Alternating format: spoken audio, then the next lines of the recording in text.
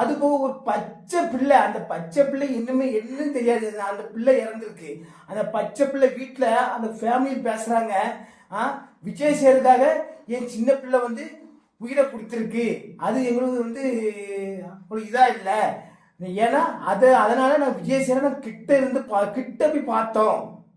எவ்வளவு கேவலமா இல்லை? இப்படிலாம் பேசுறதுக்கு உங்களுக்கு வெக்கமா இல்லை? உங்களுக்கு ஒரு ஒரு உயிர் போயிருக்கு, அது பேருக்கு அதை விட்டு போட்டு நாங்கள் விஜய் சாரை கிட்ட இருந்து பார்த்தோம், வாங்கினோம், அதனால எங்க பிள்ளை உயிரோடு பெருசு இல்லை, அதுக்காக இவ்வளவு பேசுறீங்களே. உங்களுக்காக எத்தனை பேர் வந்து ஐயோ உயிர் போயிட்டேன்னு சொல்லி எத்தனை கவலைப்பட்டு எவ்வளவு வீடியோ போட்டாங்க. அப்ப அவங்க மூஞ்சி எல்லாத்துலயுமே சாணியை கழிச்சு ஊத்துற மாதிரி இருக்கு.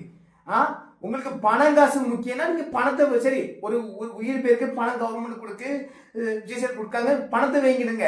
இப்படி தரங்கட்ட பேட்டி வந்து யாருமே கொடுக்காதீங்க. இவ்வளவு கேவலமா இருக்கு. ஏன்னா நாங்க அதுக்காக வீடியோ போட்டதுக்கு எங்களுக்கு கேவலமா இருக்கு.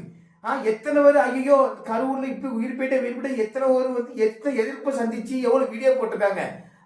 நீங்க இன்னைக்கு அசால்ட்டா உங்களுக்கு வீடியோ போட்டதுக்கு நீங்க உங்க உயிர் போனது அப்படியே உங்க பிள்ளை குடும்பத்துல ஃபேமிலியில உயிர் போனது அப்படி இவ்வளவு கேவலமா பேசுறீங்களே, வெக்கமே இல்லை உங்களுக்கு?